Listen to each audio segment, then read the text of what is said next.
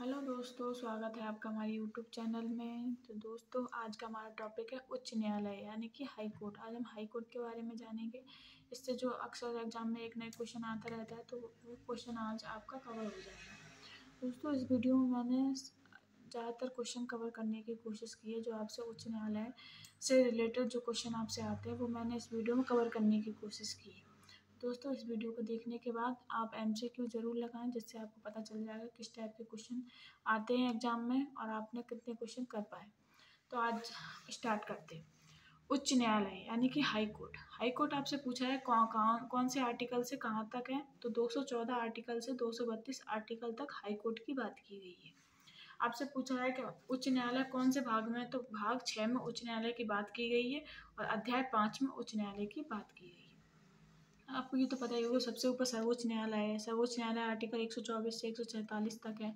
उसके बाद उच्च न्यायालय आता है यानी कि 214 से 232 आर्टिकल के बीच में।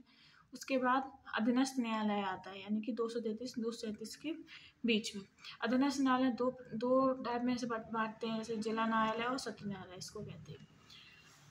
आपसे पूछा जाए कि जो उच्च हाई कोर्ट है, हाई कोर्ट कौन से आर्टिकल में है, तो हाई कोर्ट है 214 आर्टिकल में हाई कोर्ट की बात की गई है। प्रत्येक राज्य में एक उच्च न्यायालय होगा और संसद 2 या 2 से अधिक राज्यों के लिए एक उच्च न्यायालय की स्थापना कर सकती है। इसको भी आप दोस्तों याद रखना। आपसे पूछा है कि 2 या 2 से अधिक राज्यों के लिए उच्च न्यायालय की स्थापना कौन कर सकता है, तो संसद कर सकती है। इसको भी आप क्वेश्चन आपसे बन सकता है, इसको भी आप याद रखना। अगला है आर्टिकल 215। आर्टिकल 215 में हाई कोर्ट एक अभिलेख न्यायालय होगा। इसकी चर्चा किसमें है, 215 आर्टिकल में है। ये बात की गई है कि हाई कोर्ट एक अभिलेख न्यायालय होगा। अभिलेख न्यायालय क्या होता है इसमें दोस्तों, अभिलेख न्यायालय में जो होता है कि जैसे कि हाई कोर्ट है, हाई कोर्ट में जो सुनवाई होती है, जो केस आते हैं, उनमें जो कानून बनता है वही इससे नीचे की अदालतों में, न्यायालय में वो कानून लागू होंगे, इसलिए इसे अभिलेख न्यायालय कहते हैं। अभिलेख न्यायालय में हाई कोर्ट में सुनवाई को रिकॉर्ड के रूप में सुरक्षित रखा जाएगा, यानी कि रिकॉर्ड इसमें रखा जाएगा कि जिसमें जो कानून बने उसी को निचली अदालतों में वही कानून प्रावधान होंगे उसी से। अगला है 216 आर्टिकल 216। आर्टिकल 216 में उच्च न्यायालयों की संख्या के बारे में चर्चा की गई है। इसमें कहा गया है कि प्रत्येक उच्च न्यायालयों में मुख्य न्यायाधीश प्लस अन्य न्यायाधीशों से मिलकर बनेगा। जो हाई कोर्ट है वो मुख्य न्यायाधीश और अन्य न्यायाधीशों से मिलकर बनेगा, जिसे राष्ट्रपति समय समय पर नियुक्त करता है। आपसे ये भी पूछा जाता है कि उच्च न्यायालय के न्यायाधीश और न्यायाधीश कौन नियुक्त करता है, तो राष्ट्रपति करता है। प्रत्येक हाई कोर्ट में न्यायाधीशों की संख्या राष्ट्रपति निर्धारित करता है। ये नोट डाल के आप लाइन लिख लेना कि आपसे पूछा जाए कि न्यायाधीशों की संख्या कौन निर्धारित करता है, तो जो न्यायाधीशों की संख्या है वो राष्ट्रपति निर्धारित करता है। अगला है 217 आर्टिकल 217 में हाई कोर्ट में नियुक्ति की चर्चा की गई है। आपसे पूछा है कि इनकी नियुक्ति कौन करता है, तो राष्ट्रपति करता है। राष्ट्रपति किसकी सलाह पर करता है, तो राष्ट्रपति सुप्रीम कोर्ट के न्यायाधीश एवं उस राज्य के राज्यपाल के परामर्श से नियुक्ति करता है। ये भी आप याद रखना। आपसे पूछा है कि राष्ट्रपति तो नियुक्ति करता है परंतु किसकी परामर्श से करता है, तो सुप्रीम कोर्ट के न्यायाधीश और राज्यपाल के परामर्श से राष्ट्रपति नियुक्ति करता है। और इसमें जो अन्य न्यायाधीश होते हैं, अन्य न्यायाधीशों की नियुक्ति हाई कोर्ट के परामर्श से राष्ट्रपति करता है। जो मुख्य न्यायाधीश होगा उसका परामर्श सुप्रीम कोर्ट के न्यायाधीश से और राज्यपाल से, दोनों से परामर्श लेगा। परंतु जो अन्य न्यायाधीश हैं उनकी नियुक्ति हाई कोर्ट के परामर्श से राष्ट्रपति करता है। इसको भी आप याद रखना। अगला है हमारा 217 आर्टिकल। 217 आर्टिकल का सब क्लॉज 2 है। इसमें योग्यताओं के बारे में बात की गई है। क्या बात की गई, योग्यताओं के बारे में, यानी कि हाई कोर्ट के जो न्यायाधीश होंगे उनकी क्या क्या योग्यताएं चाहिए। तो पहला तो होता है भारत का नागरिक होना चाहिए, तो सभी में होता है, तो भारत का नागरिक होना चाहिए और 62 वर्ष की आयु इसने पूर्ण न की हुई, यानी कि 62 वर्ष की आयु से ऊपर का ना हो। कम से कम 10 वर्ष तक हाई कोर्ट में अधिवक्ता रहा हो या 10 वर्ष से अधिक न्यायिक पद पर रह चुका हो। तो हाई कोर्ट के न्यायाधीश बनने की योग्यता क्या क्या है, इसको आप देख सकते हो। ये पूछा जाता है कि 62 वर्ष की आयु उसने पूर्ण की हुई, इनको भी आप याद कर लेना। और सुप्रीम कोर्ट की आयु कितनी मांगते हैं, 65 वर्ष। हाई कोर्ट की 62 वर्ष, सुप्रीम कोर्ट में 65 वर्ष मांगते हैं, इसको भी आप देख लेना। इसमें नोट डाल के मैंने जो नोट लिखा है वो भी आप याद करना। इसको जो 15वां संविधान संशोधन था उससे 60 वर्ष से 62 वर्ष आयु कर दी गई थी सुप्रीम हाई कोर्ट के जजों की। इसको भी याद रखना, आपसे पूछा है कि 60 से बढ़ाकर 62 वर्ष आयु कब कर दी गई, तो 15वां संविधान संशोधन से किया गया था। आपसे पूछा है कि 114 संविधान विधेयक 2010 में 62 से बढ़ाकर 65 करने का प्रावधान है।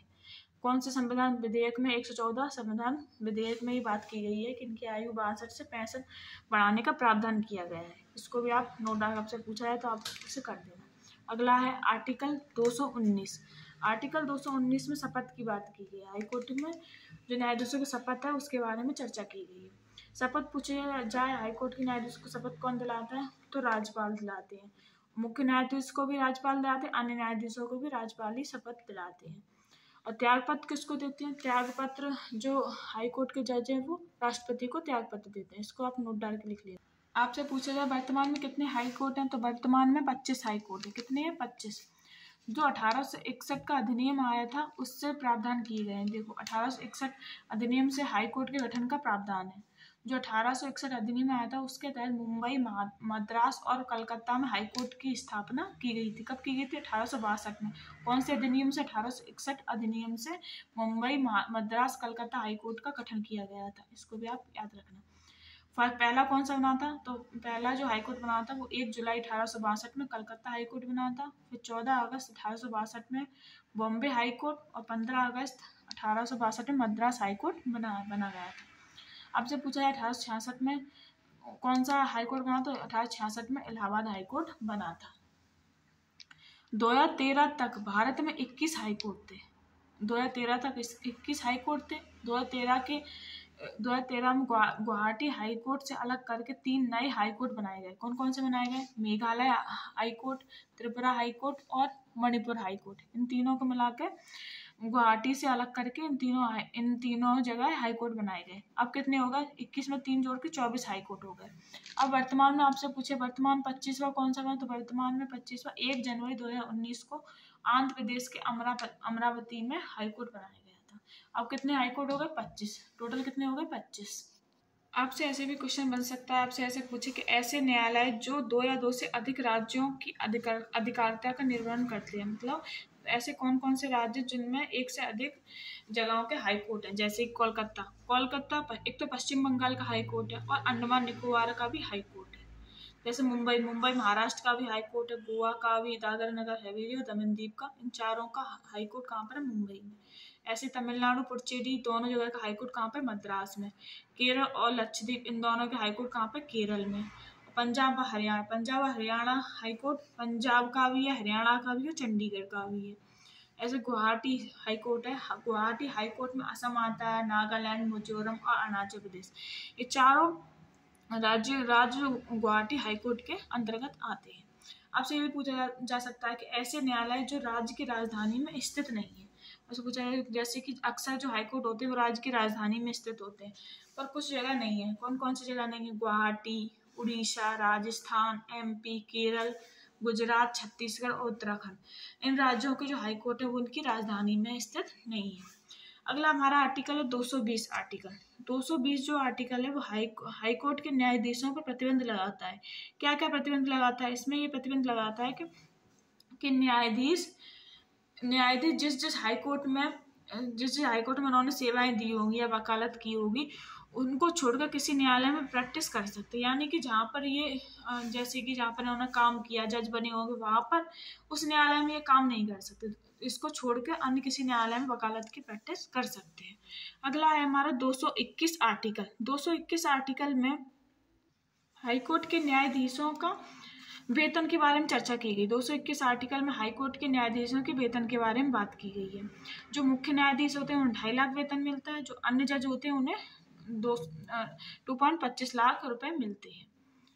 जैसे इनके आपसे पूछा है कि न्यायाधीशों का वेतन कहाँ से मिलता है। इनका वेतन कहाँ से मिलता है, उन्हें पेंशन कहाँ मिलती है। तो इनको वेतन मिलता है राज्य की संसद संचित निधि से, इनको पेंशन मिलती है भारत की संचित निधि से। यहाँ पे जो हाईकोर्ट होते हैं उसी राज्य से, इनके राज्य की संचित निधि से वेतन मिलता है। उस पेंशन पूछा जाए तो भारत की संचित निधि से मिलता है। अगला आर्टिकल है 222 आर्टिकल।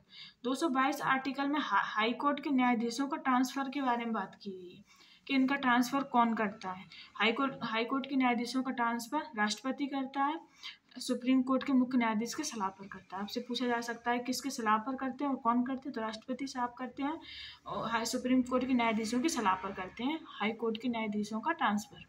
अगला है 223 आर्टिकल। 223 आर्टिकल जो है, 223 आर्टिकल मुख्य न्यायाधीशों का पद रिक्त हो तो राष्ट्रपति अन्य न्यायाधीशों में से एक मुख्य न्यायाधीशों पद पर नियुक्त कर सकता है। यानी कि जब हाई कोर्ट का मुख्य न्यायाधीश हाई कोर्ट में हो नहीं तो राष्ट्रपति अन्य न्यायाधीश जो होते हैं उनमें से किसी एक को मुख्य न्यायाधीश पद पर नियुक्त कर सकता है।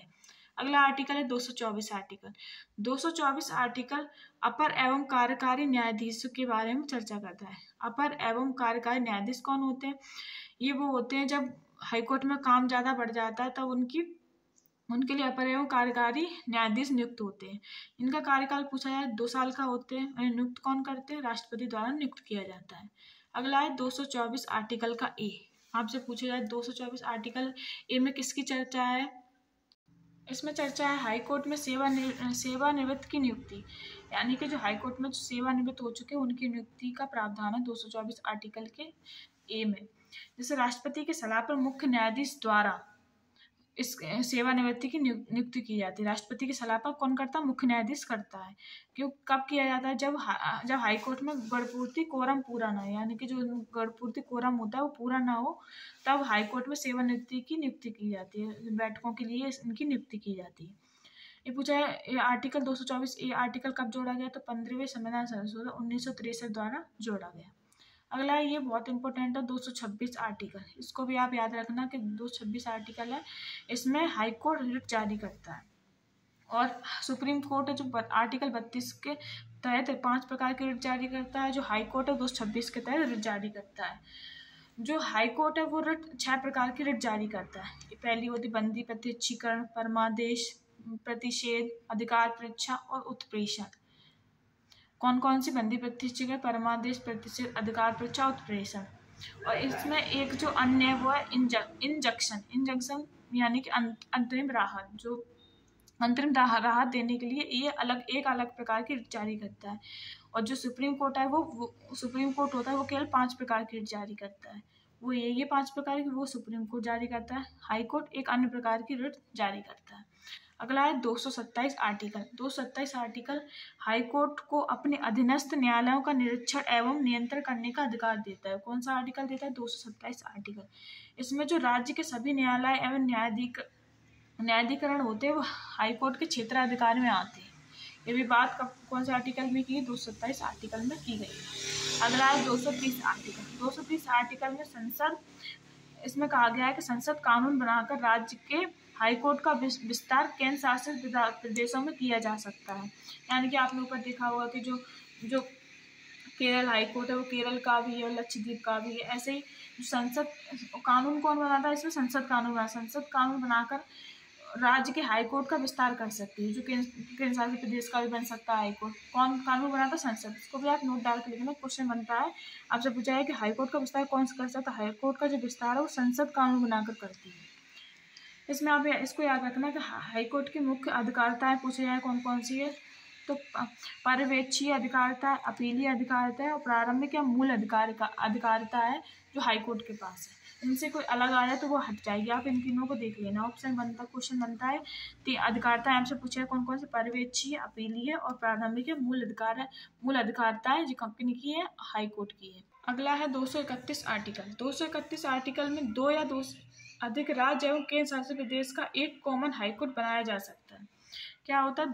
जो 231 आर्टिकल में बात की गई, 2 या 2 से अधिक राज्य केंद्र शासित प्रदेश के लिए एक हाई कोर्ट बनाया जा सकता है। आपने ऊपर भी देखा होगा कि एक हाई कोर्ट है, अन्य अलग 4 जगहों का है, तो वो 231 आर्टिकल में बात की गई। अगला है 241 आर्टिकल। 241 आर्टिकल में केंद्र शासित प्रदेश का अलग हाई कोर्ट भी बनाया जा सकता है। जो दिल्ली है केंद्र शासित उसका हाई कोर्ट अलग है। जैसे दिल्ली हाई कोर्ट है 1966 में बनाया गया है, तो इसकी बात की 241 में केंद्र शासित प्रदेश का अलग हाई कोर्ट बनाया जा सकता है। इसमें इसको भी आप देख लेंगे 5 नवंबर 2016 को ये कलकत्ता हाईकोर्ट है, उसका नाम कलकत्ता हाईकोर्ट, बम्बई हाईकोर्ट का नाम मुंबई हाईकोर्ट कर दिया गया और मद्रास हाईकोर्ट का नाम चेन्नई हाईकोर्ट कर दिया गया। अगला एक और छोटा टॉपिक है, उसी में हम कवर कर लेते हैं अधीनस्थ न्यायालय। अधीनस्थ न्यायालय आपसे पूछा जाए भाग कौन से में, अधीनस्थ न्याय भाग 6 में। अध्याय पूछा जाए अध्याय कौन सा, भाग 6 अध्याय। आर्टिकल पूछा जाए आपसे तो 233 से 237 तक आर्टिकल है अधीनस्थ न्यायालय के। 233 आर्टिकल पूछी है, आप किन की बात की है, 233 आर्टिकल में जिला न्यायालय की नियुक्ति के बारे में बात की गई है। इनकी नियुक्ति कौन करता है, तो राज्यपाल इनकी नियुक्ति करता है। 233 आर्टिकल के सब क्लॉज 8 में योग्यताओं के बारे में चर्चा है, भारत का नागरिक होना चाहिए और 7 साल तक वकालत की हो इसने। इनकी योग्यताएं क्या है, 7 साल तक वकालत की, भारत का नागरिक हो। 234 आर्टिकल में जिला न्यायालय में न्यायाधीशों के अतिरिक्त अन्य लोगों की नियुक्ति का प्रावधान है और इनको नियुक्ति करता कौन है, तो राज्यपाल करता है। इसको भी आप देख लेना एक बार। दोस्तों आपको वीडियो कैसा लगा तो आप कमेंट बॉक्स में जरूर बताएं और दोस्तों आप ऐसे वीडियो को अच्छे से कवर करें और इससे जुड़े MCQ भी लगाएं, इससे आपको पता चल जाएगा कि आप किस टाइप के क्वेश्चन बनते हैं। तो आपको वीडियो पसंद आया लाइक करें, सब्सक्राइब करें। Thank you.